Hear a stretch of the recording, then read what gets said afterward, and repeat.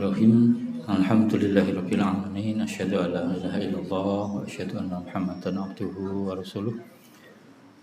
Allahumma shalli ala Muhammad wa ala ali Muhammad amma ba'du fa ya ibadallah usikum wa nafsi bi taqwallah faqad fazal muttaqun. Itu saya kirim PPT ada ini. Motivasi ilmu dan doa nih. Satu sudah menyiapkan kemarin PPT Sahih Bukhari belum rampung, kadang diulang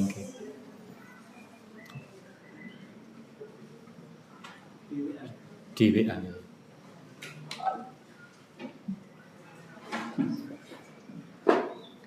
Baiklah Bapak Ibu, Ustadz Ustadzah rahimakumullah, sebagai mukadimah ini saya bacakan tentang keutamaan ilmu, keutamaan ngaji. Sudah hafal saya kira. Jadi man salaka tariqan yaltamisu fi ilman sahhalallahu lahu bi tariqan ilal jannah. Siapa yang menempuh jalan untuk mencari ilmu, maka Allah akan mudahkan baginya jalan menuju surga. Itu ada di Sahih Muslim. Tidak nasi. Kok sini? Jadi ya boleh kok. Oh tidak ada. Oh belum masuk berarti. Kosong. Oh. So, kosong ya.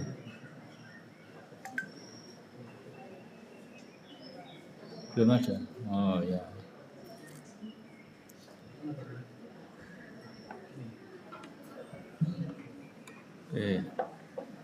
Barangkali bisa biar dibaca bareng-bareng.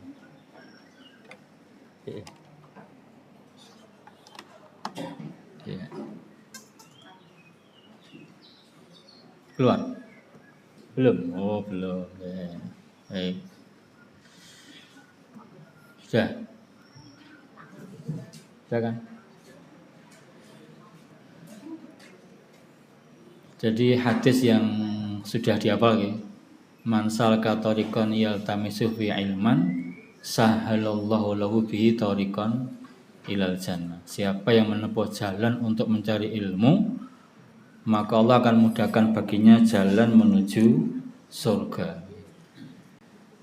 Kemudian saya ambilkan dari Jami'ul Ulum wal Hikam Ibnu Rajab Al-Hambali di dalam kitabnya itu menyebutkan bahwa maksud hadis ini paling tidak ada 4. Jadi yang pertama, qad yuradu bidzalika annallaha yusahhilul ilma allati talabahu. Allah mudahkan ilmu yang dia cari. Jadi kalau betul saya dan Bapak Ibu hadirin semuanya, kita belajar untuk mencari suatu ilmu, maka Allah mudahkan buat kita ilmu yang kita cari tersebut. Kita datang ke taklim untuk mencari misalkan ilmu hadis, untuk belajar hadis ya, maka Allah mudahkan untuk mendapatkan hadis. Kita datang ke majelis ilmu, kita belajar tentang misalkan Al-Qur'an tafsir, maka Allah mudahkan bagi kita untuk mendapatkan Al-Qur'an, mendapatkan tafsir. Kita belajar bab akidah misalkan, betul kita datang lihat ikhlas karena Allah, kita belajar tentang akidah, maka Allah mudahkan untuk mendapatkan ilmu akidah. Itu yang pertama. Yang kedua, jadi Allah mudahkan baginya mengamalkan ilmu yang dia cari, dan itu jadi sebab masuk ke dalam surga. Oh, kok begini? Tak ulangi ya. Kok cilik-cilik misalnya mata. Sudah? Oh, sudah ya.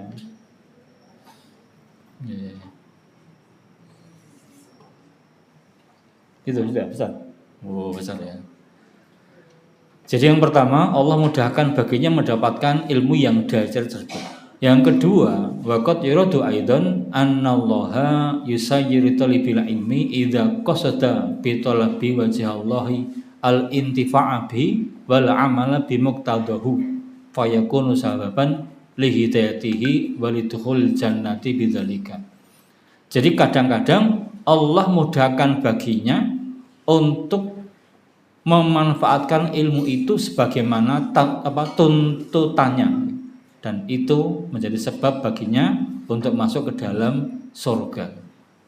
Jadi kalau betul kita belajar, misalkan belajar tafsir, kemudian ilmu yang kita dapatkan di dalam kajian tersebut, Allah mudahkan buat kita untuk al-intifa'a bihi wal amala bimuqtadahu, untuk memanfaatkan ilmu itu dan mengamalkan sebagaimana tuntutannya. Kalau kita belajar tafsir, belajar surat Al-Muzammil misalkan, qumil laila illa qalila nisfahu aw inqus minhu qalila aw zid 'alaihi wa rattilil qur'ana tartila, dan seterusnya misalkan. Kita belajar kok bab tentang witir. Allah mudahkan buat kita mengerjakan witir sebagaimana tuntutan ilmu yang kita dapatkan, dan itu menjadi sebab fayakunu sababan lihidayatihi walidukhulil jannati bidzalika. Itu jadi sebab mendapatkan hidayah untuk masuk ke dalam surga. Itu yang kedua. Yang ketiga, waqad yusayyirullahu li talibil ilmi uluman ukhra yantafi'u biha fatakunu muwassilatan lahu ilal jannah. Jadi dengan dia itu memudahkan dirinya untuk mendapatkan ilmu, datang ke majelis taklim, majelis ilmu, kajian, itu menuntut suatu ilmu akan mengantarkan pada ilmu lainnya, yang dengan ilmu tersebut akan mengantarkan kepada surga. Jadi sepertinya dia cuma belajar Al-Quran, belajar tafsir, namun Allah mudahkan baginya mendapatkan ilmu yang lain. Oh, ternyata dalam bab tafsir ini ada kajian akidah, ada kajian faraid, ada kajian hadisnya. Ternyata ketika si Pak Ustadz Mubaligh atau orang yang menyampaikan bacakan tafsir, dia bacakan hadis, dan itu ternyata baru tahu gitu kan. Akhirnya bagaimana? Dia bisa mengambil kemanfaatan dari ilmu itu. Wa takunu muwassilatan lahu ilal jannah, dan itu menjadi perantara untuk masuk ke dalam surga. Maka di kitabnya Ibnu Rajab ini, di Jami'ul Ulumul Hikam, itu ada kalimat beliau tambahkan, nukilkan ya, man amila bima alima awrasallahu alima ilma malam tak ya'lam. Man amila bima alima awrasallahu ilma malam ya'lam, gitu maksudnya. Jadi barang siapa mengamalkan apa yang dia ketahui, Allah wariskan untuknya ilmu yang belum dia ketahui. Makanya kita kalau punya ilmu ya diamalkan bareng-bareng ya. Sawabul hasanati al hasanatu ba'daha. Jadi ganjaran kebaikan adalah kebaikan sesudahnya. Jadi tanda bahwa ngaji kita itu diterima Allah, maka dimudahkan untuk ngaji berikutnya. Itu kata Ibnu Rajab Al-Hambali di dalam Syarah Arba'innya. Syarah Arba'in kan buat 2 hadis ya, tapi beliau tambahkan 8 sehingga 50 hadis ya di Jami'ul Ulum wal Hikam. Yang ketiga, yang keempat, waqad yadkhulu fi dzalika aidan tashilu tariqil jannatil hissi yaumal qiyamah wa huwa as-sirat. Nah, bisa jadi dan masuk dalam bab adalah Allah mudahkan baginya jalan menuju surga secara nyata di hari kiamat. Apa itu? Ketika dia melewati sirat, dimudahkan baginya. Jadi awal cari ilmu, bisa jadi nanti Allah mudahkan baginya untuk meniti sirat yang terbentang di atas neraka. Tashilu tariqil jannatil hissi yaumal qiyamati wa huwa as-sirat.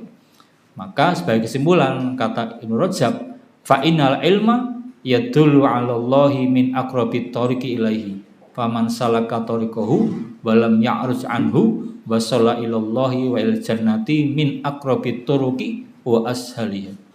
Ini saya singkat terjemahnya nih. Jadi menuntut ilmu adalah jalan yang paling dekat dan paling mudah untuk sampai kepada Allah, masuk ke dalam surga. Jadi makanya monggo kita berdoa agar menjadi ahlul ilmi. Jadi ahlul ilmi itu adalah kalau di di matan yang kecil, Ta'limul Muta'alim ya, Syekh Az-Zarnuji itu mengatakan di sana, jadi orang kalau belajar ilmu dikali yang ke 1000 sama dengan sama semangatnya ketika belajar pertama kali, itulah ahlul ilmi. Kita badal janggal 1000 lah kayak pengen pindah bosan ya. Nah, kok gimana? Itu gitu. Kita kan sering begitu ya. Nah kata Az-Zarnuji itu enggak, kalau sampai 1000 kali ya itulah ahlul ilmi yang benar-benar lah gitu. Kita akan baru rodok bener ya. Padahal buat kita gelem ngaji tok itu luar biasa ya. Kita datang ke masjid kemudian orang-orang masih mau mendengarkan kultum itu luar biasa itu ya kan. Wong kadang kita kultum sudah bubar dari imam tok karo muadzin, padahal muadzin imam ya dicidok. Jadi kita kultum di masjid pun orang-orang kadang pergi. Selak ngopo to? Selak dibutuh. Nah, kapan dibutuh? Kan selak dibutuh iki piye? Katanya mau mengamalkan agama Allah, tapi tidak pernah belajar, tidak pernah mencari ilmu, tidak pernah mendapatkan tambahan ilmu. Padahal sering mengucapkan apa kayak raditu billahi robba bil islami dina wa bi Muhammadin nabiyyi wa rasulullah rabbi zidni ilma warzuqni fahma. Tiap hari begitu ya, tapi kayaknya ini doanya kurang apa namanya? Kurang diresapi. Gitu ya. Baik, saya kembalikan ini apa namanya? LCD-nya ini. Oh, masih ada tadi. Ada di kemarin ya. Sudah saya siapkan tapi tidak sempat ditampilkan kemarin. Jadi kaitan dengan doa. Jadi kemarin di Sabtu siang sudah kita baca hadis yang pertama, kita baca tentang doa. Kemudian di sore kita ulangi lagi kaitan dengan doa. Ada dalam hadis yang saya kira sudah sama baca ini. Ud'ullaha wa antum muqinuna bil ijabah wa alamu annallaha la yastajibu du'a min qalbin ghafilin lahin. Kelihatan enggak itu? Biru-biru. Berdoalah dalam keadaan Anda yakin kepada Allah akan dikabulkan doa Anda. Allah akan mengabulkan doa kamu. Dan ingat, Allah itu tidak akan mengabulkan doa dari hati yang lalai. Min qalbin ghafilin lahin. Jadi memang harus yakin itu. Yustajabu lahadikum malam ya'jal yaqulu qad da'autu rabbi fala tajibli. Doa kamu itu akan diajabi oleh Allah selagi tidak tergesa-gesa malam ya'jal. Apa itu bentuk tergesa-gesanya? Yaqulu qad da'autu rabbi falam yastajibli. Aku telah memohon kepada Tuhanku, aku telah berdoa kepada Allah, namun Dia tidak mengabulkan doaku. Itu namanya tergesa-gesa. Nah, kalau mengatakan begitu ya sudah, tidak akan dikabulkan oleh Allah Ta'ala. Kemudian merengek-rengek ya. Wa min anfa'il adwiyati al-ilhahu fid du'a. Termasuk obat yang paling mujarab adalah al-ilhah ya. Merengek-rengek di dalam berdoa. Nah, boleh ya menangis betul, menangis diulang-ulang. Seperti yang saya sampaikan kemarin, ya Allah, harus ya Allah, besok pagi harus pokoknya Allah. Gitu kan. Ya seperti Nabi itu. Nabi dalam perang Badar gitu kan. Nabi itu tidak pernah berdoa angkat tangan kecuali dalam 2 perkara. Maksudnya angkat tangan sampai ke atas ya, bukan yang begini ya. Cuma 2 tok. 1 dalam perang Badar, 2 dalam peristiwa istisqa. Nabi doa itu, angkat tangan ya. Allahumma intuhlik hadil isobatalan tu'bada abadan, ya Allah, kalau Engkau biarkan kalah pasukan ini, maka Engkau tidak akan disembah selama-lamanya ya Allah. Allahumma intuhlik hadil isobatalan tu'bada abadan, ya Allah, kalau Engkau biarkan kalah, maksudnya tidak Engkau bantu, tidak Engkau tolong, maka sampai hari kiamat Engkau tidak akan disembah ya selama-lamanya ya Allah. Dan terus kan, artinya merengek-rengek ya, merengek-rengek itu. Sampai jatuh kemudian diambil bakar, letakkan di pundak terus begitu. Innallaha yuhibbul mulikhina fid du'a. Allah itu suka kepada orang-orang yang merengek-rengek ketika berdoa. Merengek-rengek. Mohon betul. Silakan kita mengingat dalam setahun ini kita nangis sambil nangis. kita berdoa sambil nangis berapa kali? Tahun ini loh ya. Pernah nggak kita doa sambil menangis itu? Buah kelingan apa nih ya Allah, tiba-tiba kelingan utang nangis dhewe. Ya beda itu. Itu ya. Jadi memang merengek minta kepada Allah, menangis kepada Allah. Al-ilhah ya. Jadi memang merengek. Itu yang kita tambah kemarin kita dalam bab doa. Jadi memang harus ya monggo dipraktikkan di. Monggo Ustaz balik ke. Ya baik, kita sekarang masuk di Umdatul Ahkam ya. Apa ya, perlu pakai saya lagi enggak? Banyak itu nanti ya, ada itu saya tidak apa-apa.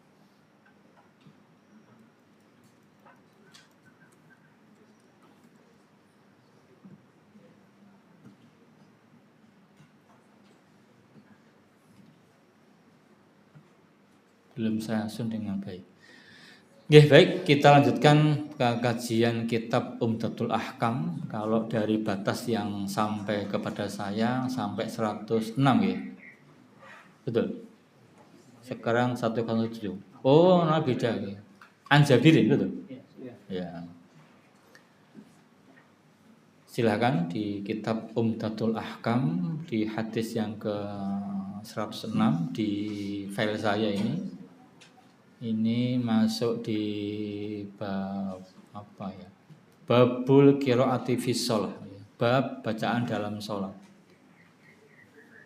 Nanti ada an Ubadah bin Somit, an Abi Qatadah, kemudian an Jubair, anil Bara, an Aisyah. Nah, sekarang an Jabir bin Abdillah. Sudah ketemu ya? An Jabir bin Abdillah radhiyallahu anhu, dari Jabir bin Abdillah, semoga Allah meridhai keduanya. Anan Nabi sallallahu alaihi wasallam, bahwa Nabi sallallahu alaihi wasallam qala li Muadzin, berkata kepada Muad bin Jabal, falaula, maka kenapa tidak, sallaita, engkau itu salat bisabbihisma rabbikal a'la, membaca surat sabbihisma rabbikal a'la, kemudian wasyamsi wa duhaha, kemudian wal-laili idza yaghsha, wal-laili idza yaghsha, wan nahari, dan seterusnya. Fa innahu, karena sesungguhnya yusolli wara'aka, salat di belakangmu, al-kabiru wad-dha'ifu wadul hajati, orang yang tua, orang yang lemah, dan orang yang sedang punya kebutuhan. Jadi kalau sholat jangan panjang-panjang. Lulus ma'had wajib apal 10 juz, gandeng ngapal, baca di surat Maghrib, baca surat Yusuf sampai Isya itu ya. Pernah saya itu bagi cah mati lah pas pakai apal sing surat Yusuf subhanallah. Oke, maka dalam hadis ini dalilun ala istihbabi qiraati ausatil mufassal fil Isya. Disukainya baca pertengahan mufassal dalam surat Isya. Kemudian mengingat orang-orang yang lemah, orang-orang yang sedang punya kebutuhan, orang sedang kepayan. Maka kalau sholat jadi imam, terutama sholat Isya, nanti Maghrib, Isya, dan Subuh, bacalah yang ausatil mufassal. Mufassal bagian pertengahan. Kata Al-Hafidz, wa fihi istibabu tahfifis shalah mura'ati lihalil ma'mumin, sama dengan di atas. Disukainya meringankan sholat, menjaga keadaan para makmum. Maka dikatakan juga babi anal hajah min umri dunya udrun. Jadi bahwa perkara dunia, hajat kepada perkara dunia itu bisa menjadi udur untuk meringankan sholat. Gak apa-apa, boleh. Maka juga termasuk di sini ada sedikit pelajaran. Nabi itu kan memberikan peringatan kepada Mu'ad bin Jabal. Kata apa ulama ini? Wa fi al-ihtifa'u fit ta'ziri bil qauli. Boleh mencukupkan sanksi, peringatan, teguran dengan ucapan saja. Kamu kok tidak sholat baca sabbihisma a'la atau wasyamsi atau walaili, kok dawamen? Itu begitu. Jadi memang menjaga keadaan para makmum. Bab berikutnya babu tarkil jahri bi bismillahirrahmanirrahim. Bab meninggalkan jaharnya bismillahirrahmanirrahim. Jadi kayaknya Al-Maqdisi ini pilih yang tidak menjarikan bismillahirrahmanirrahim. 108 an Anas bin Malikin, dari Anas bin Malik radhiyallahu anhu, semoga Allah meridhoinya. Anna Nabiyya sallallahu alaihi wasallam, bahwa Nabi sallallahu alaihi wasallam, wa Abu Bakrin dan Abu Bakar, wa Umar dan Umar radhiyallahu anhuma, kanu adalah mereka itu yastaftihuna shalah, mereka membuka salat bi alhamdulillahi rabbil alamin, gitu. Wa fi riwayatin, dan dalam satu riwayat, shallaitu, kata Anas ya, aku salat ma'a Abi Bakrin, bersama Bakar, wa Umar dan Umar, wa Utsman dan Utsman, falam asma ahadan minhum, maka aku tidak mendengar seorang pun dari mereka yaqra'u, membaca bismillahirrahmanirrahim. Itu ya, jadi kata Anas bin Malik di dalam riwayat yang lainnya, aku ini sholat bersama Abu Bakar, Umar, Utsman, dan aku tidak mendengar dari mereka seorang pun membaca bismillahirrahmanirrahim. Bali Muslimin, dan bagi Imam Muslim hadis 109, shallaitu, aku ini sholat khalfan Nabi sallallahu alaihi wasallam, di belakang Nabi sallallahu alaihi wasallam, wa Abi Bakrin wa Umar wa Utsman, fakanu yastaftihuna bi alhamdulillahi rabbil alamin, mereka itu membuka dengan alhamdulillahi rabbil alamin. La yadhkuruna bismillahirrahmanirrahim, mereka tidak menyebut kalimat bismillahirrahmanirrahim fi awwali qiraatin wala fi akhiriha, tidak pada permulaan bacaan, tidak pula pada akhirnya. Itu hadisnya jelas ya, sangat jelas hadisnya. Maka kata Ibnu Daqiqil Aid bahwa hadis ini, atau dengan hadis ini, menunjukkan bahwa membaca jahar dalam sholat itu bukan dimulai dengan basmalah, tapi dengan alhamdulillah. Tuh, kata ulama dalam perkara ini ada 3 pendapat. Ini penting, ini kita harus tahu ya. Wal ulama fi dzalika ala sati madzhab, ada 3 pendapat. Yang pertama, meninggalkannya sir maupun jahar benar-benar tidak membaca bismillah. Satu, kita biar tahu ya. Ini madhabnya Malik rahimahullahu ta'ala.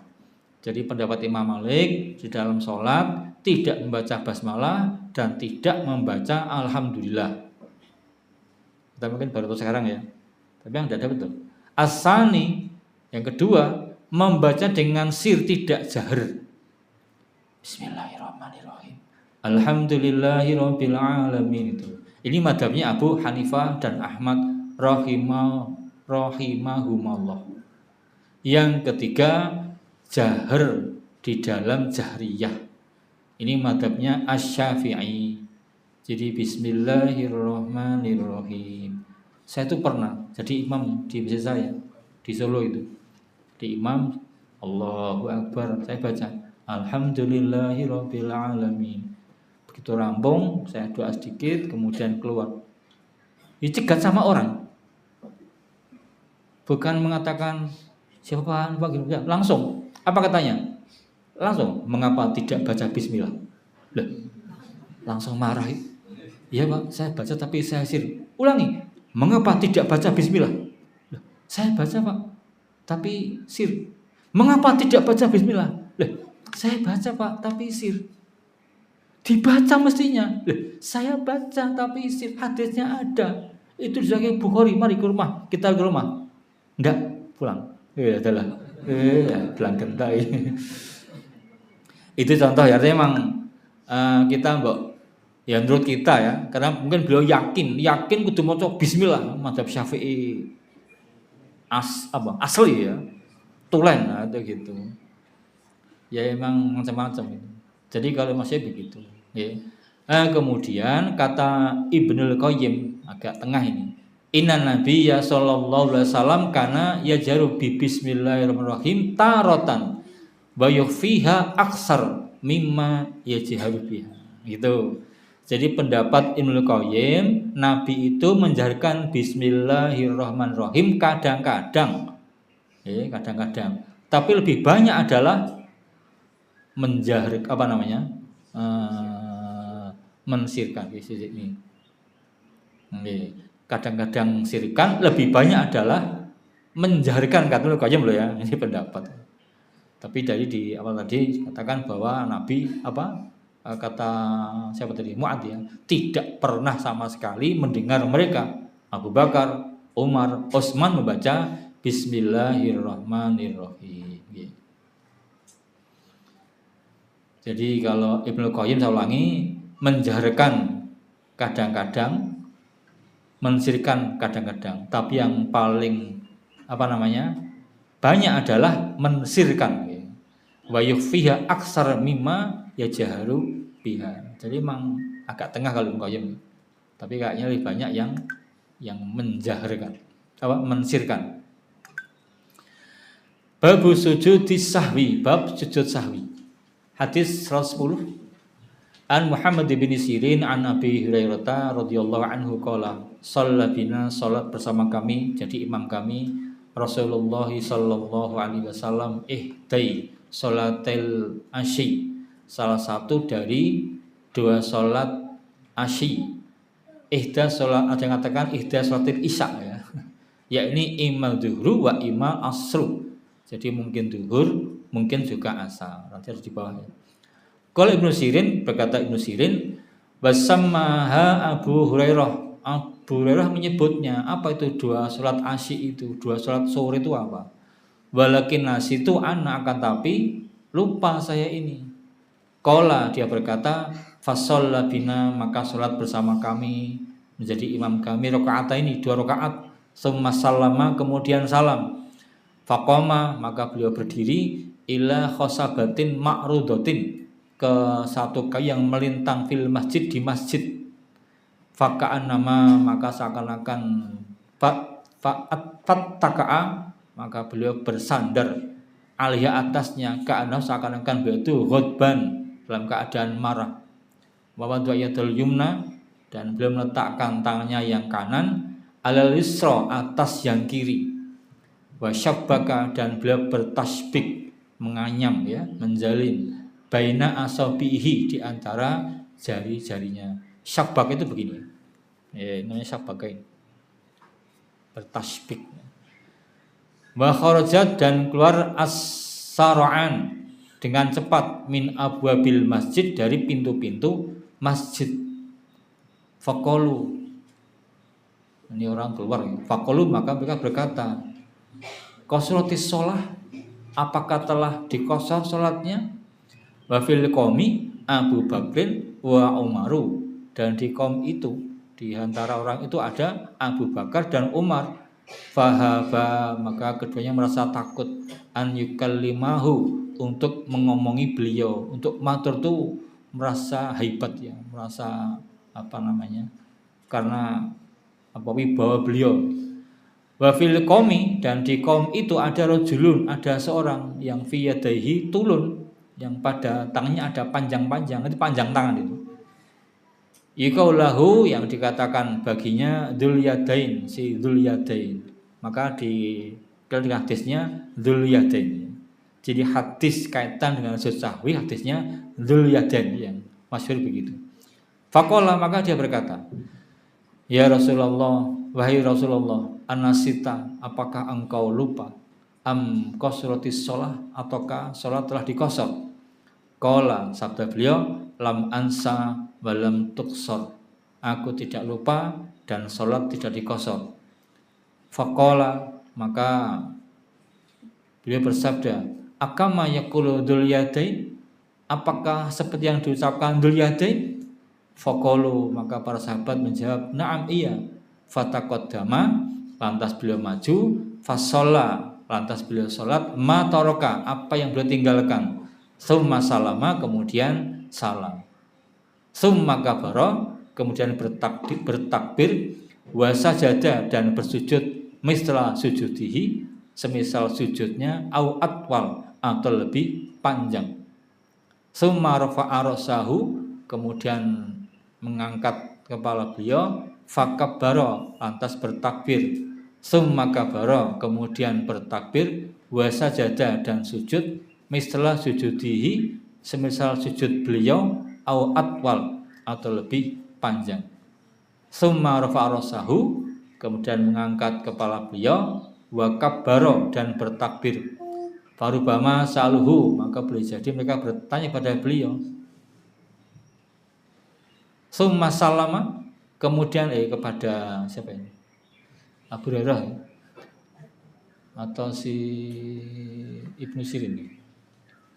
Summa salama, kemudian beliau salam. Qala, berkata, fanubitu, maka aku diberi kabar, anna Imran bin Husainin, bahwa Imran bin Husain qala, berkata, summa salama, kemudian salam. Al-ashi itu al-waktu ma baina zawali syamsi wa ghurubiha, waktu di antara tergelincirnya matahari dan tenggelamnya. As-sar'an itu al-musri'una ila khurud, orang-orang yang keluar, orang-orang bersegera untuk keluar. Jadi kembali ke sini dari awal, kata Muhammad bin Sirin dari Abu Hurairah bercerita. Abu Hurairah bercerita, jadi kami ini sholat bersama Rasulullah SAW dalam salah satu sholat beliau. Kalau enggak duhur ya asar, karena asyik kan di waktu antara tergelincir matahari sampai tenggelam matahari. Berarti kan duhur asar itu di antara dua itu. Nah, berkata Ibnu Sirin, ini Abu Hurairah menyebut, cuma saya itu lupa sholat apa. Ya kalau enggak duhur ya sholat asar. Dah. Kemudian Abu Hurairah bercerita, kami sholat bersama 2 rakaat, kemudian salam. Sudah rampung 2 rakaat salam, kemudian beliau berdiri, kemudian menuju ke satu kayu yang terhampar terlintang di masjid. Kemudian beliau bersandar padanya, seakan-akan orang yang marah, meletakkan tangan beliau yang kanan di atas yang kiri, dan kemudian beliau bertasbih, jadi menjalin jari-jarinya. Nah, kemudian orang keluar dari pintu-pintu masjid berhamburan. Mereka sama ngomong ini, apakah telah dikosor sholatnya? Saya saling bertanya-tanya gitu. Nah, padahal di antara mereka ada Abu Bakar, ada Umar. Cuma keduanya merasa tadi ada takut, segan lah untuk matur kepada beliau. Mau matur itu kok, maksud aku ngaran lagi lari kan pakai wah ya. Mungkin bahasa kita pakai wah, wahabe pakai wah gitu. Kecewa kepada Nabi barangkali ya. Masa mau matur Nabi napa dengan kesupen. Masa Nabi lali. Mbakne napa klintu, masa klintu gitu. Diam saja. Nah, di antara mereka itu ada Dzul-Yadain, orang punya 2 tangan gitu. Dikatakan Dzul-Yadain karena ada panjang-panjang di tangannya, tangan panjang gitu. Ya Rasulullah, apakah engkau lupa atau salat telah dikosor? Saya enggak lupa dan salat enggak dikosor. gitu. Nanti ada keterangannya itu. Maka Nabi bersabda, apakah seperti yang disampaikan Dzul-Yadain? Kok saya dianggap lupa apa kosor itu? Betul ya Rasulullah. Lantas beliau maju, kemudian sholat, menambah yang beliau tinggalkan. Kemudian salam ya, kemudian takbir, sujud yang lebih panjang, angkat kepala, kemudian takbir, kemudian sujud, kemudian angkat kepalanya, terus takbir, kemudian salam. Itu sujud sahwi. Kemudian kata ulama ada pembicaraan yang pertama di bab sholat zuhur atau asar, tapi dalam Sahih Muslim itu dikatakan sholat asar. Jadi bukan atau tapi sholat asar itu. Yang kedua adalah masru'nya sujud sahwi. Jadi bahwa sujud sahwi itu ada ajarannya. Kita kalau lupa mengerjakan sujud sahwi. Bagaimana caranya? Caranya adalah sujud 2 kali, sujud kemudian duduk, kemudian sujud, kemudian salam. Itu yang pertama. Kedua, yang ketiga, bahwa omongan manusia itu tidak membatalkan sholat. Jadi omongan manusia tidak membatalkan sholat. Kemudian di dalam hadis ini pula itu ada dalil bahwa sujud sahwi itu tergantung kepada sebabnya dan masuk dalam sholat pura. Apa doanya? Lah ulama beda pendapat. Kalau pakai hadis dhaif, maka berarti adalah subhana malla yanamu wala yashu. Masya Allah, zat yang tidak tidak tidur dan tidak lupa. Itu subhana man la yanamu wala yashu. Cuma dia dhaif. Karena dhaif, sebagian ulama kembali kepada doa sujud yang biasa. Boleh subhana rabbiyal a'la, boleh subhanakallahumma bihamdika. Yang kedua, yang ketiga, karena tidak ada keterangan yang sah tentang ini, maka pokoknya cuma sujud tanpa doa. Nah, gitu. Sujud, duduk, sujud, salam, selesai. Kemudian juga menunjukkan bahwa orang-orang yang tidak lupa pun tetap sujud sahwi mengikuti imam. Mengapa? Ju'ilal imamu liyu'tamma bihi. Imam itu dijadikan untuk diikuti. Walaupun sahabat tidak lupa, Nabi tanda petik dianggap lupa, maka tetap ikut sholat bersama imam. Ya, tuh. Kemudian apa kaitan dengan kalimat di dalam hadis inama anna basar mislukum ansa kamatan sauna fa idza nasitu fadzakiruni. Dalam hadis ya. Jadi aku ini manusia biasa, kadang juga lupa. Maka kalau aku lupa tolong diingatkan. Gitu. Kenapa? Allah, kata ulama, Allah berkenan dengan tanda petik lupa beliau untuk memberikan tambahan syariat. Syariat ketika lupa. Coba andai kata Nabi tidak pernah tanda petik dibuat lupa oleh Allah, kita gimana coba? Bingung kenapa? Allahu Akbar. Lah kok malah rukuk, subhanallah. Rukuk, subhanallah. Rukuk, la ruku'ah, itu batal ya. Latarka ibi. Seperti kemarin waktu sholat Jumat, saya pas di belakang Ustadz itu Jumat ya. Sholat Jumat, saya sudah yakin habis ini tahiyat, saya tahiyat akhir. Lah kok beli tahiyat awal? Loh, kok malah awal? Ada yang sebelah kanan saya itu subhanallah, kiri subhanallah. Ustadz kok kendel bae? Aku melu-melu kan gitu kan. Saya ikut tahiyat akhir, tahiyat awal, kemudian sujud, kemudian duduk tahiyat akhir, kemudian salam. Nah, kemudian ada yang maju dari belakang. Ustadz, tadi kok duduknya 3 kali? Apa ya? Ya, Allahu Akbar langsung takbir, kemudian sujud, duduk, sujud, terus salam. Ustadz menyampaikan ini fungsi kerjasama. Jadi kalau imam salah ya diingatkan. Batin saya sudah Ustadz, mungkin kurang keras ya. Bengok gitu loh, seperti bongok adzan gitu loh. Aduh, masa banter banget ya. Bongok kayak adzan tuh, subhanallah, nah, gitu. Mungkin ya kalau pakai barang plus udah ragu ya. Iki aku salah, Pak Ustadz yang salah iki. Aku jelas yakin nek kudu tahiyat akhir, aku Ustadz tahiyat awal lah, duduk dia doa sujud. Akhirnya sampai 2 kali disampaikan beliau. Nah, kembali ke sini, jadi bahwa orang yang lupa, kalaupun dia menjadi imam, maka tetap diikuti oleh para makmumnya. Kemudian dalam hadis ini pula diperbolehkannya tasbih di dalam masjid. Terus bagaimana dengan ada hadis di Abu Dawud ya? Apabila wudhu salah seorang di antara kamu kemudian keluar menuju sholat, maka jangan dia itu bertasbih di ketika mau sholat di dalam masjid. Apa kata ulama? Sebagian mendhaifkannya, sebagian karena yang dianggap dhaif maka diperbolehkan. Cuma yang mengumpulkan ada hadis ini Nabi tasbih, satunya yang melarang, maka sebaiknya tidak bertasbih di masjid. Wallahu a'lam, itu begitu. Bertasbih. Kenapa? Menyerupai orang-orang ahlu kitab. Termasuk kita berdoa. Berdoa jangan bertasbih. Kenapa? Menyerupai orang-orang ahli kitab.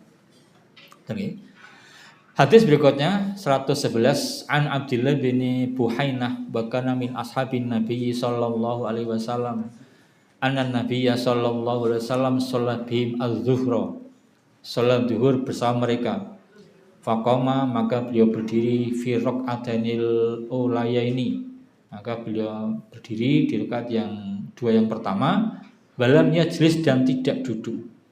Faqama nasumahu, lantas berdiri manusia bersama beliau, hatta sehingga idza qada shalah, apabila telah merampungkan salat, wan tadarnas taslimahu, dan manusia menunggu salamnya beliau, kabbaro, beliau bertakbir, wa huwa jalisun, dan beliau duduk, fasajada, lantas sujud, sajadata ini dua kali sujudan, qabla an yusalima, sebelum beliau salam, summa salama, kemudian salam.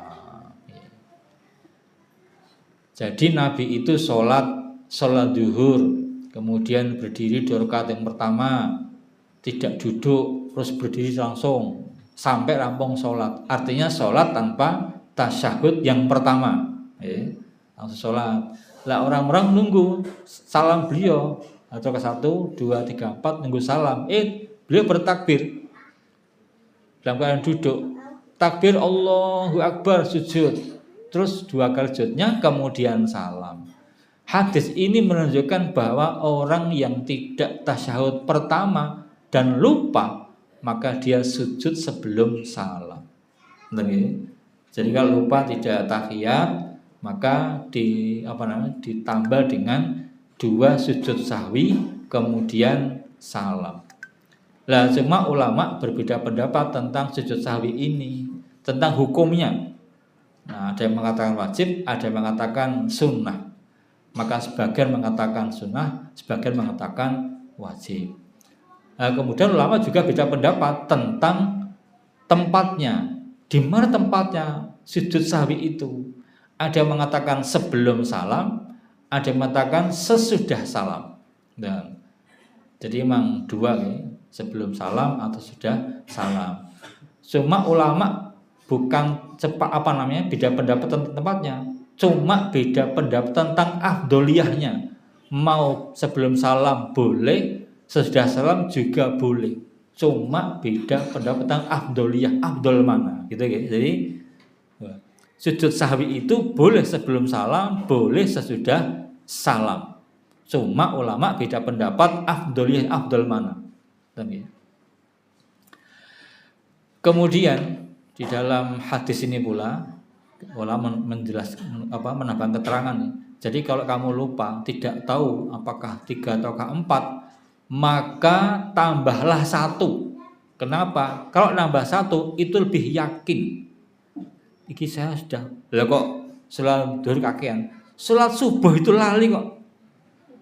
Emang isi poloro ya, subhanallah. Subuh itu. Cuma 2 itu lupa, subhanallah. Iki mau loro po. Lagi siji ya. Terus bagaimana? Ditambah 1 saja. Kenapa? Agar membuat setan yang membuat kita lupa itu tambah sedih. Targhiman lisyaiton. Nah, gitu, membuat sedih syaitan. Nah, sama kita lupa mas jangan 4 atau 3. Sudah dapat lah, jangan. Kenapa? Anggap kurang. Sehingga kalau kurang nambah 1, maka setan yang menggoda manusia agar kita tidak berbanyak-banyak zikrullah, itu menambah banyak untuk zikrullah. Tapi yang penting lagi adalah kita mencoba untuk mencari sebab, mengusahakan agar salat itu khusyuk gitu kan. Bagaimana caranya? Misalkan menghilangkan dari berbagai suara, kemudian salatnya dibuat nyaman, tempatnya dibuat nyaman. Kalau kira-kira ya panas ya dikasih kipas, kasih AC kan boleh. Ya, karena memang biar khusyuk. Jadi biar kita benar-benar sholat menghadap kepada Allah.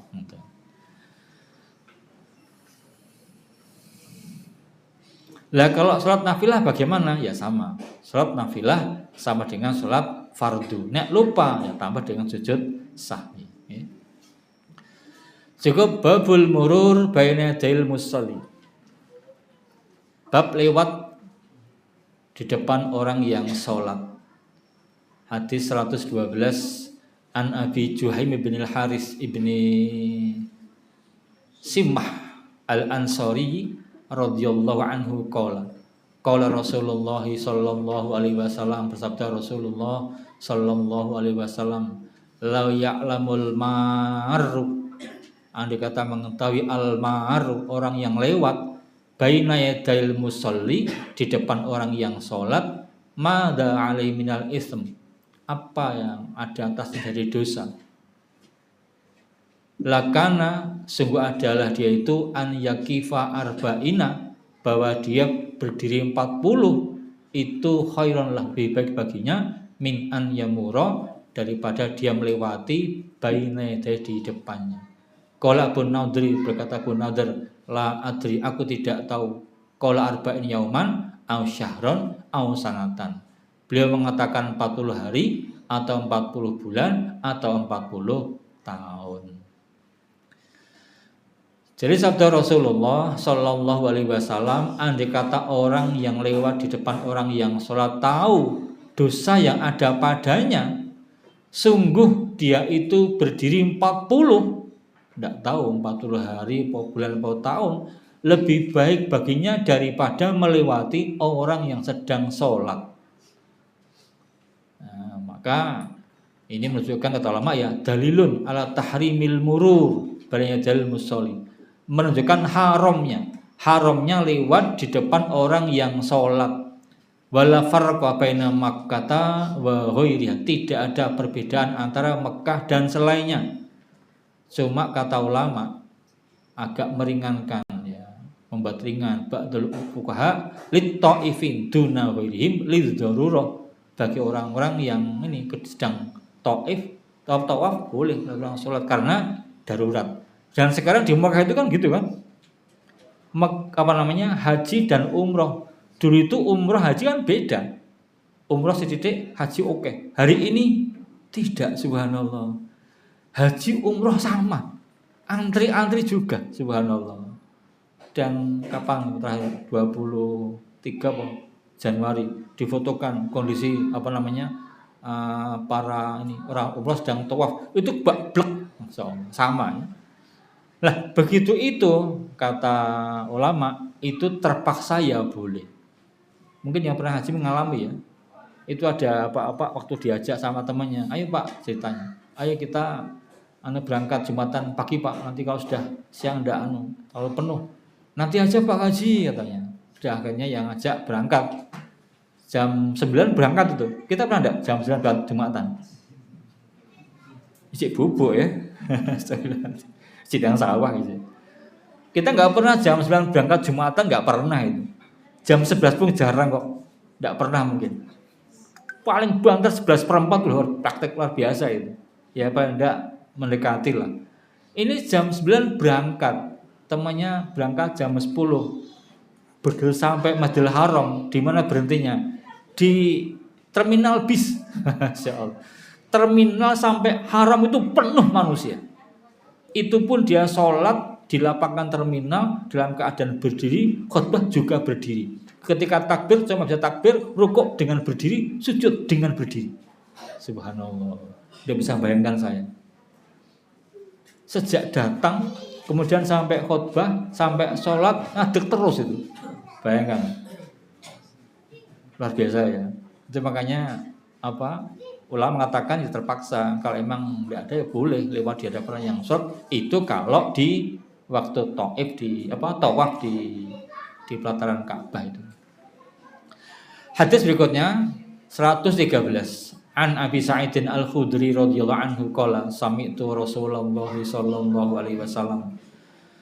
Aku mendengar Rasulullah sallallahu alaihi wasallam yaqulu, bersabda, idza shalla ahadukum, apabila salat salah seorang di antara kamu, ila syai'in, kepada suatu, yastruhu minan nas, menutupinya dari manusia, fa arada, lantas dia bermaksud, siapa itu ahadun, seorang, an yahtaza, untuk memotong, untuk melewati, baina yadaihi, di depannya, fal yadfa'hu, maka cegahlah dia, maka tolaklah dia, Fa in aba, maka jika dia enggan, falyuqatilhu, maka perangi dia. Fa innama huwa syaitonun. Nah, sungguh dia itu adalah syaitan.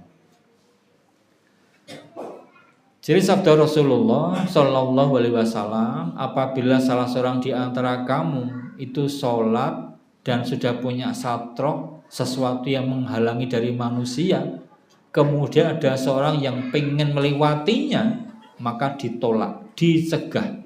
Nek menolak, tetap pengen lewat, maka perangi dia. Al-muqatalah itu al-mudabil yadi la bisila. Dicegah dengan tangan, bukan dengan senjata ya. Bukan faktulhu, bunuh dia. Oh, gitu kesempatan mumpung liwat sak dodok iki. Balasola illa satrotin falisalahu ad-dafa'u li taksirihi. Jadi andai kata dia itu sholat tidak ada satrohnya, maka tidak berhak menolaknya gitu. Jadi kita sholat ada satrohnya, mau dilewati cegah boleh. Nek tanpa satroh tidak berhak mencegah malah. Itu kata ulama nih. Apa hikmahnya itu fisatroh ini? Kaful basari amma bara'ah, mencegah pandangan dari sesuatu di belakangnya. Wa mana'uman yahtaju dunah, dan mencegah orang melewati dekat dari satroh yang kita buat. Ada dua hikmahnya ya. Yang pertama membatasi pandangan. Kita sholatnya di sini, maka ya juga cukup di depan satroh itu paling kita. Di belakangnya kita tidak lihat lagi. Yang kedua mencegah orang melewati. Nek lewat depan satroh nggak apa-apa. Tapi kalau lewat di dalam satroh antara kita dengan satroh itu boleh dicegah. Nyegahnya bagaimana? Nyegahnya dengan apapun yang bisa kita perbuat. Dengan tas boleh, gundukan tanah boleh, menancapkan tongkat ya boleh. Atau kata ulama cukup dengan garis tok juga enggak apa-apa. 114 An Abdillah bin Abbas radhiyallahu anhu maqala. Akbal tu aku datang rokiban dalam keadaan berkendaraan ala himarin di atas keledai atanin. Keledai atan, unsal himar ya. Keledai yang betina, atan itu. Wa ana yauma idzin, dan aku dari itu qad nahastu. Aku mulai mendekati balik ini. Nahastul ihtilam, mendekati ihtilam. Wa Rasulullah sallallahu alaihi wasallam. Wah, ampune kopi. Baunya kopi. Wa Rasulullah sallallahu alaihi wasallam yusolli bin nasi, salat bersama manusia bimina di Mina ila ghori jidarin, ke bukan tembok. Jadi kata ulama Nabi itu sholat ada satrohnya tapi bukan tembok gitu. Jadi kalimat min adamil jidar itu tidak menunjukkan tidak adanya sutroh. Marartu, aku lewat baina dai ba'dhi sofi, lewat di antara sof di depan sof. Fanazaltu, maka aku turun. Fa'arsaltul atan, maka aku lepaskan atan, si himar betina tadi, tarta'u, dia merumput. Dakhaltu fi saf, aku masuk ke dalam saf. Balam yungkir, falam yungkir, maka tidak mengingkari dari hal itu alaya atasku ahadun seorang pun. Kata Ibnu Abbas radhiyallahu anhuma bercerita, aku ini datang dalam keadaan naik keledai betina. Aku hari itu dalam keadaan sudah mendekati balik ini, sudah mau ihtilam. Waktu itu Rasulullah SAW sedang sholat ngimai manusia di Mina, tidak menghadap jidar, tapi ada satrohnya, itu betul lama. Nah, aku lewat di antara sof-sof. Jadi Ibnu Abbas itu naik keledai lewat di antara sof-sof. Jadi bukan ini soft, terus bukan di antara manusia, bukan, tapi di depannya. Jadi memang depan soft, melewati gitu. Itu yang dulu pernah waktu di Mantung gitu ya, sempat jadi perdebatan tuh bagaimana. Ada hadis ini, jadi sebagai penengah. Cuma ya di soft itu depan po di antara yang itu adalah depan. Memang benar-benar lewat di hadapan softnya orang yang sholat. Naik keledai. Masyaallah. Terus beliau turun, terus melepaskan keledai tadi terus masuk ke dalam shaf. Ternyata tak seorang pun yang mengingkari perbuatan Abdullah bin Abbas. Ini menunjukkan bahwa lewat di antara shaf-shaf itu diperbolehkan, tapi dalam keadaan darurat loh ya. Wah, bareng ngaji tak nyengojo lewat kabeh. Ben do ngerti hadis ono kok. Jangan itu nanti masalah itu. Oke. Dan kata ulama, fihi taqdimul maslahah ar-rajihah 'alal mufsidah al-khafifah.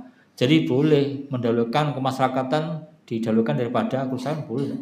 Kan ganggu orang kan ya. Tetapi karena memang diperbolehkan maka tidak mengapa. Yang kedua adalah bahwa satrohnya orang sholat berjamaah itu adalah imamnya. Jadi sholat di depan imam itu boleh, sholat di hadapan shaf-shaf juga tidak mengapa. Jadi diperbolehkan ya. Cuma kita jangan mengajak yang aneh-aneh seperti ini. Kalau emang kita butuh keluar menyela-nyelai shaf, terpaksa lewat di hadapan shaf ya terpaksa kan ya tidak apa-apa. Syukur bisa tidak lewat di sela shaf apapun di hadapan orang yang sholat itu pinggir-pinggir, lewat pinggir saja tidak apa.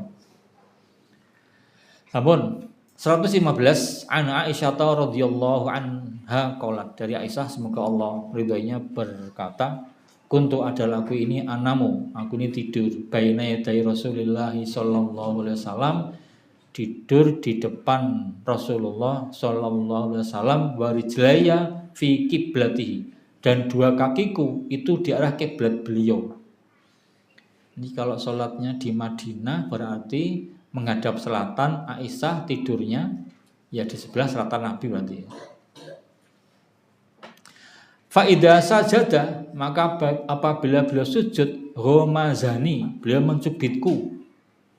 Faqobatu, maka aku menggenggam rijlaya, menekuk ya, rijlaya dua kakiku. Fa idza qoma, maka apabila beliau berdiri, basatuhuma, aku menghamparkan keduanya. Wal buyut yauma idin, dan rumah-rumah di hari itu, laisa fiha, tidak ada padanya masabihu, misbah, enggak ada lampu-lampu. Konon lampu itu masuk Madinah tahun ke-9 Hijriah. Jadi 1, 2, 3, 4, 5 masih petengan. Kembali ke sini, jadi aku, kata Aisyah, itu tidur di hadapan Rasulullah sallallahu alaihi wasallam ketika beliau sujud ya. Nah, dua kakiku itu sebelah kiblat beliau. Maka apabila beliau sujud, maka seperti mencubit kakiku, aku tekuk, aku genggam kakiku. Kemudian ketika beliau berdiri, aku hamparkan lagi, tak luruskan lagi. Lah, rumah-rumah hari itu tidak ada lampu padanya. Maka ini menunjukkan bahwa dalilun ala jawazi sholati ilan naimi idalam yushilhu. Jadi bolehnya sholat menghadap orang yang tidur apabila tidak mengganggunya, tidak menyibukkannya, enggak apa-apa. Memang rumahnya kecil ya. Jadi bisa dibayangkan rumah Nabi zaman dahulu itu, Nabi kemudian di sebelah kiri beliau itu ada rumah-rumah para istri beliau. Itu berputar ya. Itu di satu kawasan ada 5, di sebelahnya ada 4. Dan satu rumah itu jangan dibayangkan ada kamar tidurnya, kamar tamunya, ada dapurnya, ada ruang keluarga, ada pemandiannya, enggak ada ya. Satu rumah itu yang satu dipisah dengan semacam tembokan kecil, kemudian ada pelepahnya, yang satu cuma benar-benar pelepah kurma. Satu kamar dipisah dengan pelepah kurma. Subhanallah, saya baca begitu. Saking sederhana zaman dahulu.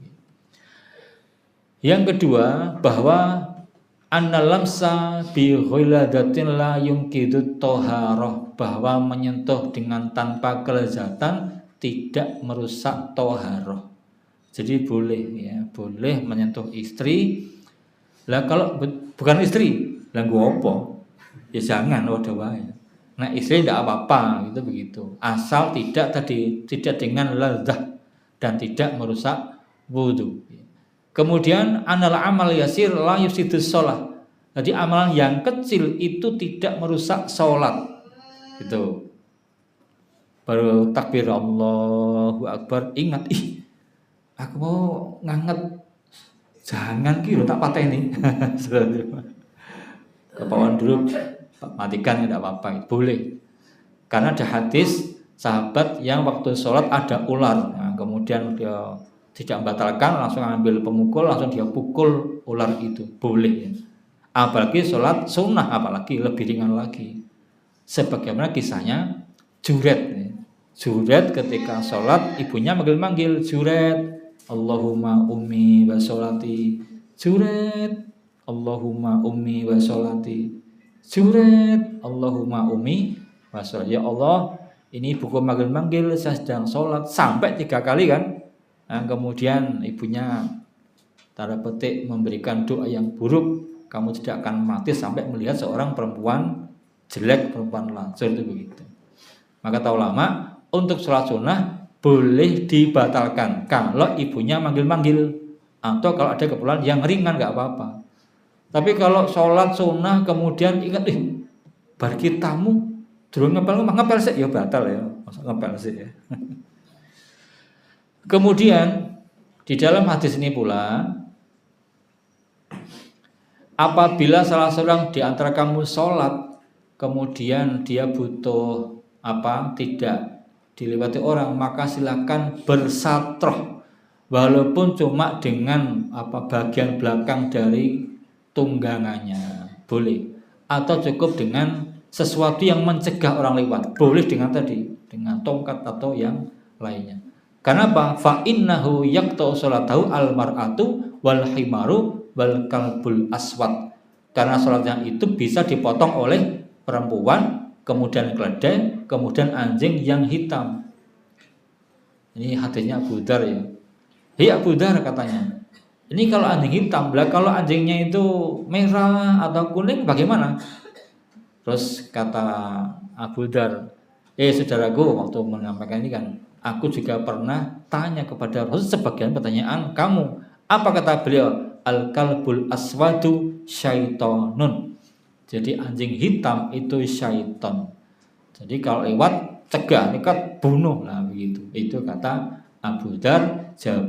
Betul Abu Dzar ya. Jawaban dari Rasulullah Shallallahu Alaihi Wasallam. Nah, cuma ulama beda pendapat. Apa itu makna qat'us shalah?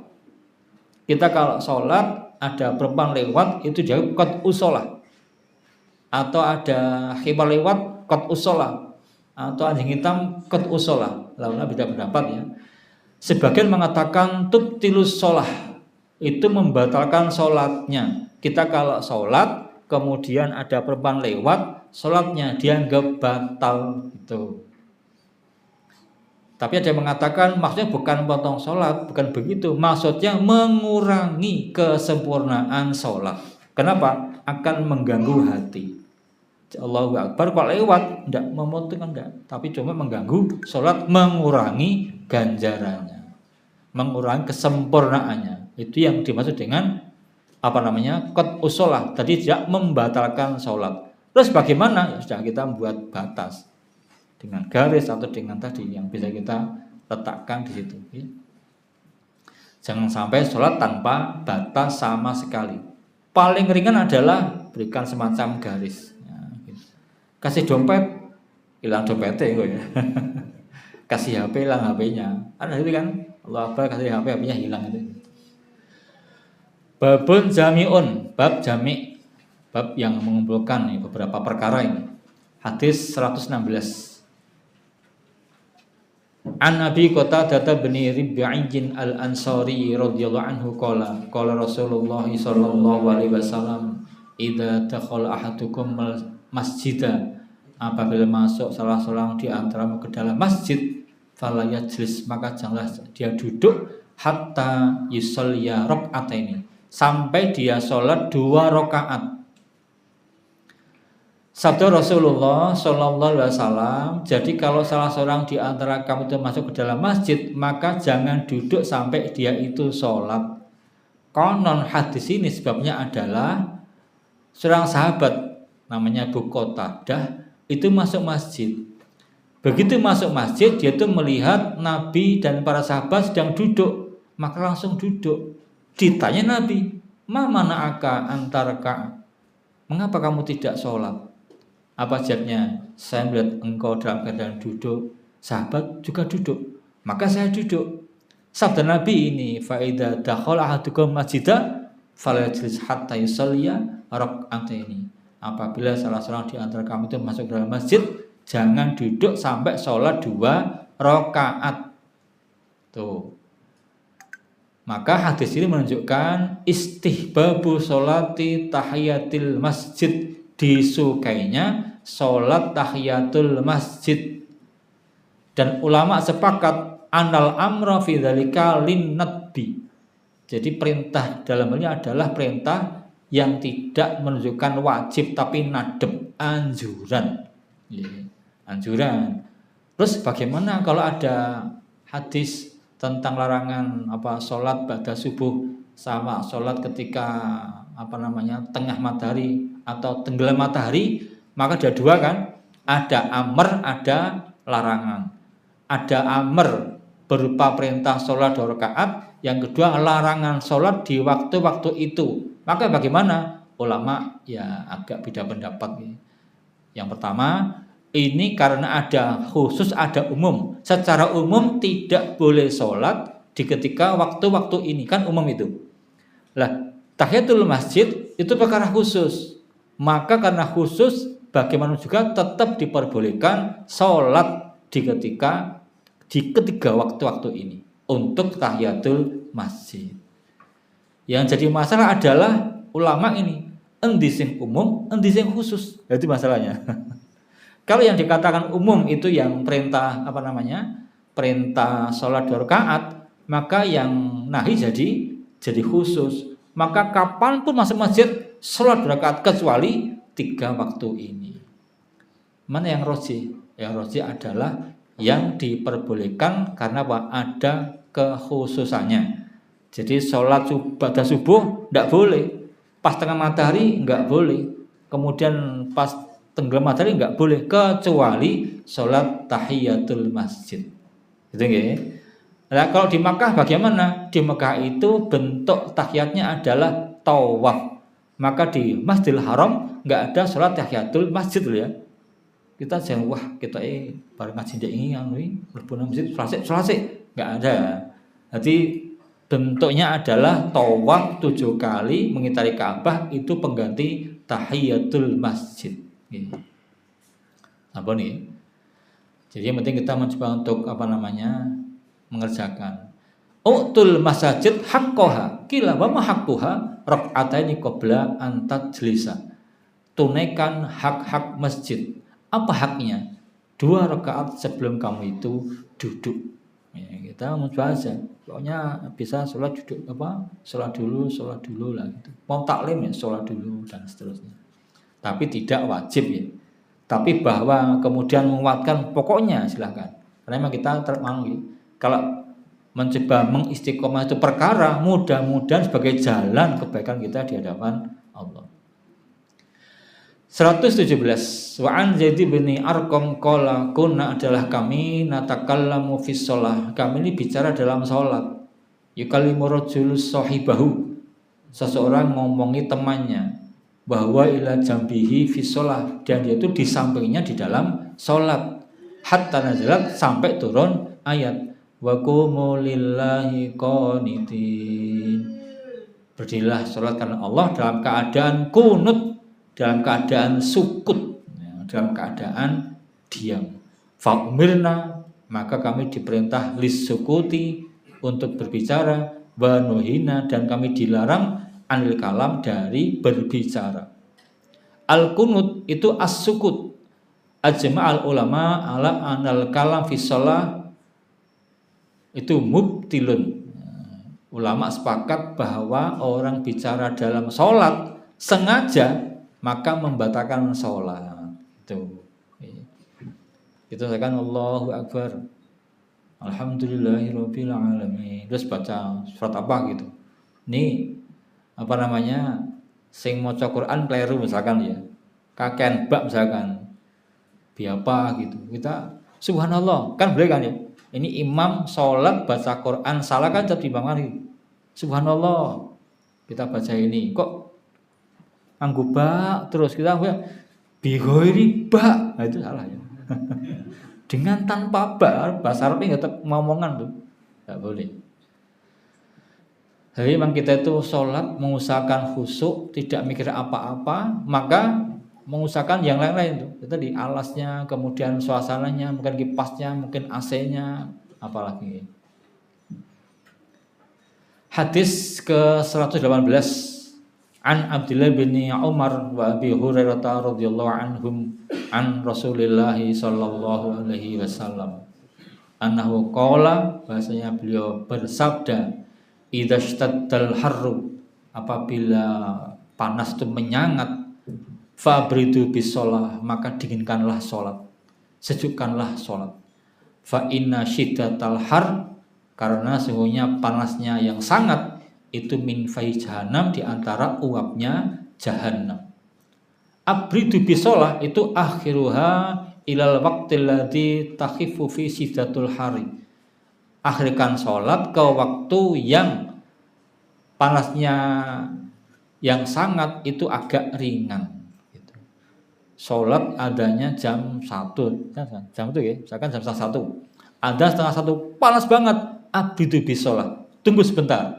Sampai setengah 2 sampai jam 2 agak-agak ringan sedikit, tidak terlalu panas itu. Abridu bis shalah. Kalau di Solo, di majelisnya Habib Anis itu, di Masjid Riyadh ya, itu kebiasaannya begitu adzan mereka kemudian taklim dulu. Adzan jam berapapun, singkat saya tapi adzan jam berapapun pokoknya taklim dulu sampai setengah 2. Sholat duhur setengah 2. Itu tiap hari taklim. Pak Bukhari, Abu Dawud, kemudian kitab-kitab apa yang jadi itu. Karena pernah saya begitu adzan masuk masjid, wudu, sholat sunat, menunggu 1 menit, 2 menit, 3 menit, 4 menit, 5 menit, 10 menit, sepi. Plus gak ada orang ini. Iki tak masjid ya, betul iki saya masjid. Ini karpet. Iki sing ngadan ning ndi? Imam di mana? Jangan-jangan sholat tempat yang lainnya. Saya celuna cari tempat. Ada orang, Mas, kok enggak sholat? Anu Pak, ini pengajian dulu. Oh, ada. Di mana sini? Kita masuk. Begitu masuk, para habaib di situ ya, encek-encek itu, mancung-mancung itu. Di situ itu. Boleh saya ikut. Nah, sejak itu kenal ngaji Bukhari yang di Masjid Riyadh ya, akhirnya ikut terus itu gitu. Jadi memang biasanya begitu adzan kemudian taklim dulu, setengah 2 baru sholat duhur. Apakah bagian ini aku kurang tahu ya. Yang jelas kalau dalam hadis ini, kalau siangnya terlalu panas maka abridu bis shalah, diakhirkan sampai waktu yang panasnya matahari itu agak ringan. Fahi jahannam syidatu hariha wa ghulyaniha. Jadi panasnya uapnya jahanam adalah sangatnya panas dan gelegaknya jahanam. Itu ya tadi panasnya jahanam sampai ke kita. Hadis ini menunjukkan disukainya mengakhirkan duhur di waktu panas yang sangat, dan itu tidak mengapa. Sedangkan hadis-hadis menunjukkan bahwa fadilah menyegerakan itu umum, ini khas ya. Jadi fadilah itu ta'jil itu ammah. Secara umum menyegerakan sholat itu memang baik, tapi ini khusus. Maka wal khas muqaddamun alal am. Yang khusus itu dijauhkan daripada yang am, yang umum. Secara umum begitu adzan sholat, adzan sholat, adzan sholat. Ada yang khas dulu. Misalkan kita sedang mau sholat, tiba-tiba kata istri kita, loh Mas, sudah saya siapkan sarapannya loh Mas, atau makan siangnya loh, atau makan malamnya loh, gimana? Sudah makan dulu. Sholat ingat makan, makan ingat sholat. Kata kita gitu ya, gojekannya itu. Pilih makan ingat sholat, sholat ingat makan. Ya, maka bagus, makan ingat sholat. Gojekan ya itu. Artinya memang ada kekhususan, nek sudah disiapkan goda atau asak ya makan dulu, baru sholat isya. Apa hikmahnya itu? Daf'ul masyaqqah likauniha qad taslibul khusyuk. Menghilangkan keberatan untuk mendatangkan kekhusyukan. Jadi mengusahakan khusyuk dengan cara yang kita mampu itu boleh. Tadi babnya pakaian. Kok pakai pakaian tebal? Jangan tebal-tebal. Siang-siang panas-panas berjagong pakai jas, sumuk itu, jangan. Lepaskan jasnya dulu.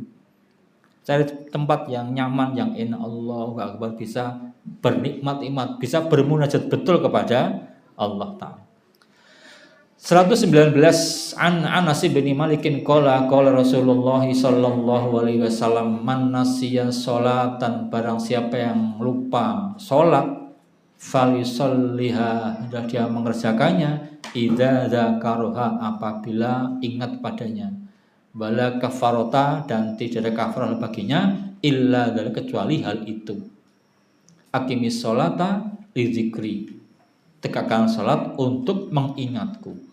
Wali muslimin, dan bagi Imam Muslim, man nasya sholatan, barang siapa yang lupa salat, au nama anha, atau dia tertidur darinya, fakafaratuha, maka kafarohnya, maka tebusannya adalah an yusolliyaha, dia itu mengerjakannya idza dzakaraha, apabila mengingatnya.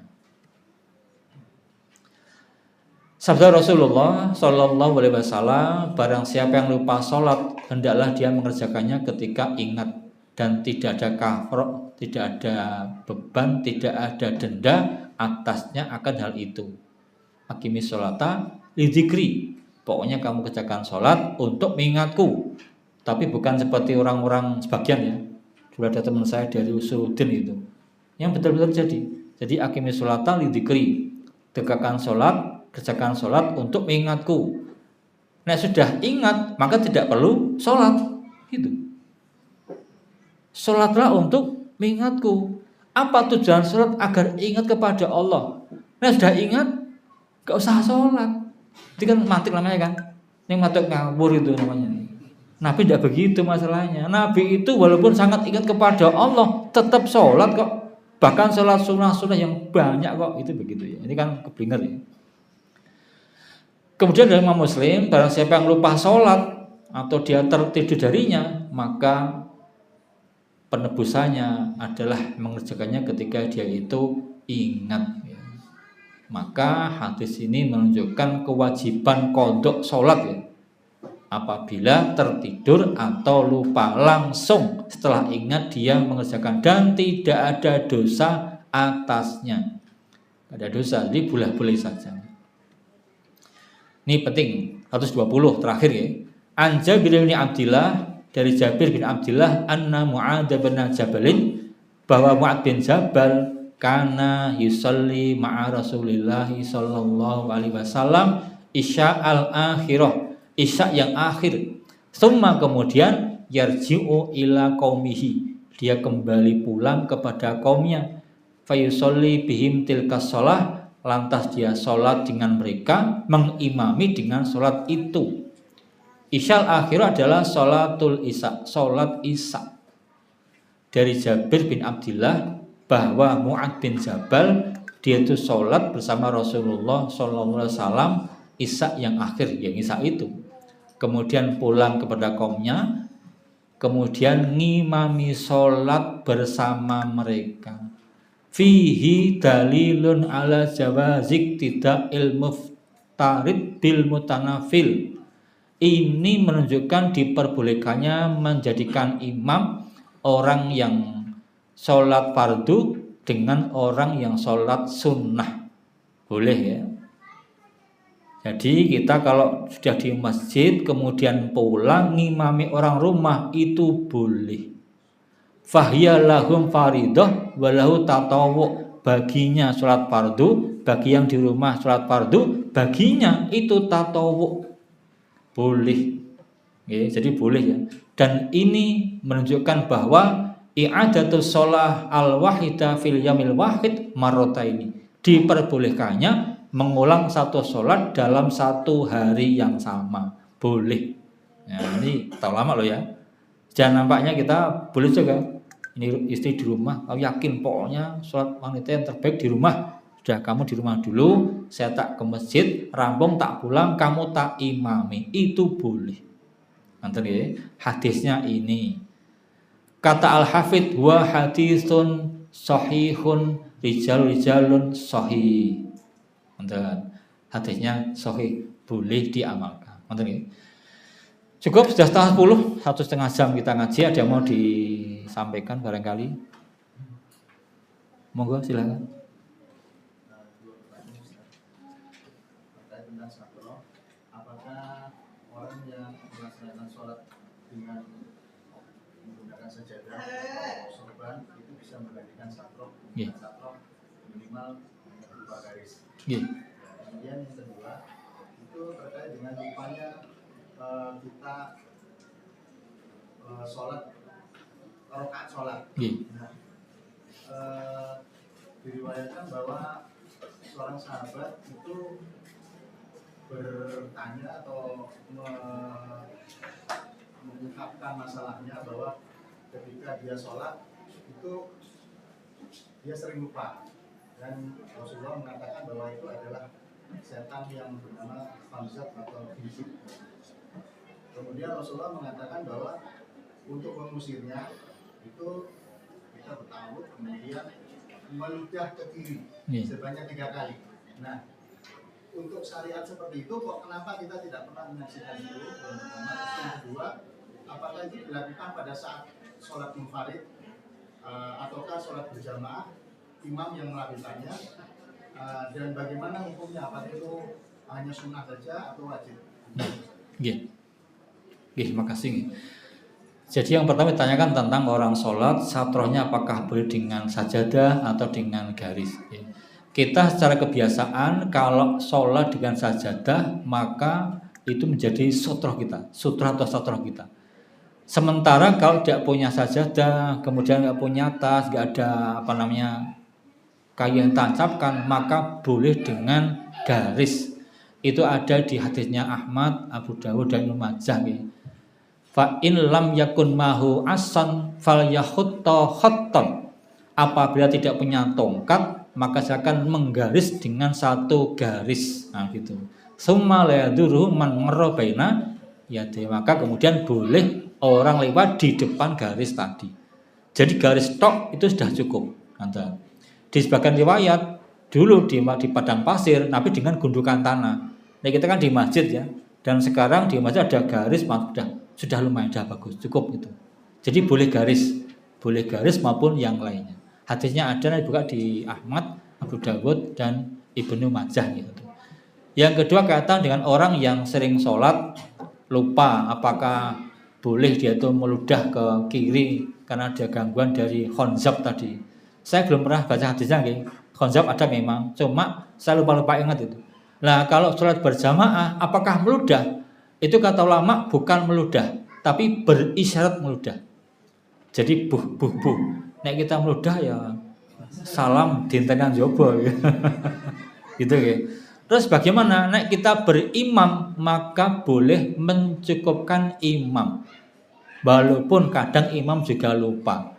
Tapi kita sholat maka boleh ikut kepada imam. Ju'ilal imamu liyu'tamma bihi. Imam itu dijadikan untuk diikuti. Nonton nggih? Nek imamnya punya salah itu buat imam. Nek yang salah makmum maka ditanggung oleh imam. Itu makanya keutamaan kita menjadi makmum. Dan nek salah semuanya bagaimana? Saya ditanya kemarin itu ada kejadian di Solo. Itu kebetulan sang imam itu menurut saya itu punya sakit epilepsi, ayan ya. Sholat Jumat di sana itu. Sholat Jumat rakaat yang kedua tiba-tiba jatuh kumat ayahnya itu. Nah kemudian jamaah bingung kan, satu maju takbir dulu Allahu Akbar. Jadi bingung imamnya, makmum iki takbir opora bingung ya. Nah kata saya ya itu namanya orang tidak tahu ya butuh diberitahu. Nek sampai sholatnya bubar baleni meneh itu begitu. Cuma tadi mestinya kalau sunnah itu ini yang sakit ya jatuh sudah jadikan dulu, yang belakang imam melanjutkan, tidak usah pakai takbir, langsung melanjutkan apa yang ditinggalkan oleh imam yang pertama tadi. Tapi kalau sampai dia itu sholat sakit yang butuh pertolongan ya ditolong dulu. Tapi kalau tidak ya sudah tinggal dulu. Meninggal tidak pasti singkirkan. Yang lainnya sholat itu begitu. Terus bagaimana? Apa kita butuh mempraktekkan di kalangan sekarang ini? Ya prinsipnya kalau lupa boleh berisyarat buh 3 kali. Kemudian boleh mencukupkan kepada imam.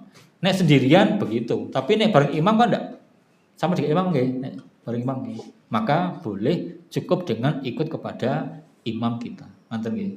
Cekap nih. Yang lainnya barangkali sudah? Enggak. Apakah boleh orang yang sholat di depan kita itu kita jadikan sastra? Boleh aja. Terus seandainya pergi itu boleh pergi atau tidak? Jangan dulu. Enggak ya, enggak. Jadi ada hadis itu saya baca di kajiannya siapa namanya? As-Sobuni ya. As-Sobuni itu bukan As-Sobuni. Saya Albani. Jadi kalau kita itu sholat maka diperintah untuk mendekat kepada satroh. Kita sholat berjamaah terakhir kita telat cuma 4 rakaat. Artinya kita cuma dapat tahiyat ya, kita sholat. Habis itu habis zamannya bagaimana? Kita mendekat ke dinding.